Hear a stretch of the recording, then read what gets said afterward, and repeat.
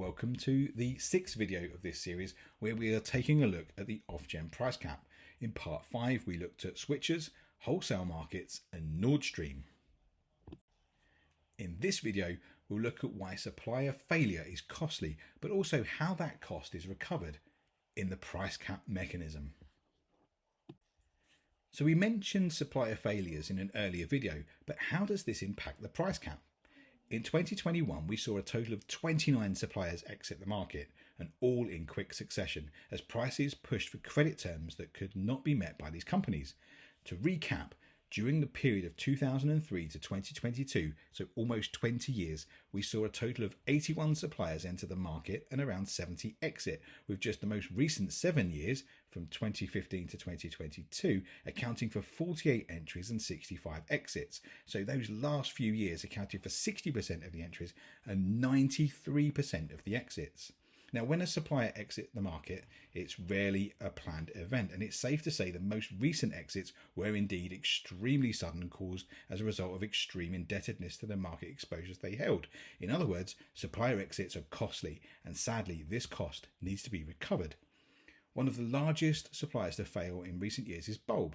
Now, Bulb were one of the fastest growing suppliers, having entered the market in 2013 and having almost 2 million customers, with most of those being acquired between 2018 and 2021. However, the cost of failure was into the billions, with the government having to put aside 1.7 billion to cover the costs.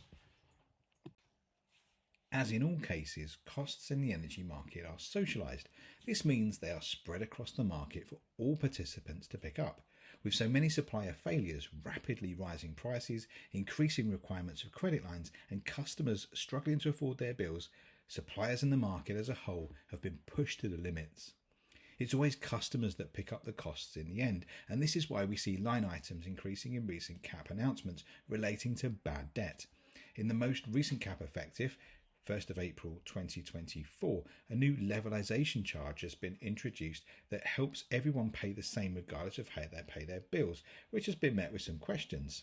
On the one hand, prepayment customers are likely to be those that have struggled with credit metering, that's paying after the use of the energy, and so this is a safeguard to get money up front to avoid future debts. So this is cash positive for suppliers. However, that process comes with a lot of administration to operate those top-up systems, and it's costly. So assuming these two things balance each other out, then why should a prepayment customer pay more per unit for their energy than someone that pays by direct debit?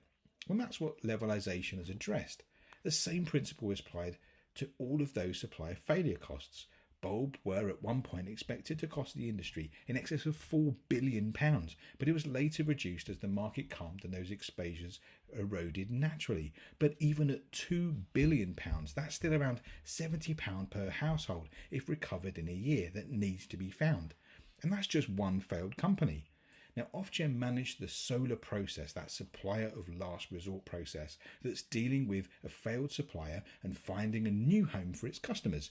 They seek the minimal impact on the market and the affected customers, but have to permit the company coming to the rescue to claim costs for doing so. After all, they are picking up the risk of customers that are not hedged in the market, and in 2021, that was pure suicide. So in order to socialise these costs, the price cap has an allowance to recover some of these costs over time. It's also partly a reason as to why the price cap is unlikely to fall back to its old level of £1,000 anytime soon. Remember, Ofgem want a stable market. They don't want to see supplier failure. They don't want to see someone else go to the wall. So recovery has to be managed over time. And it's also a way of making sure consumers don't pick up spikes and have a more smoothed effect to price exposure. And we can see that over the last few price caps. So that brings us to the end of part 6. Join us in part 7, where we take a look at the wholesale market in the price cap and a specific look at an element of the April cost. We'll see you shortly.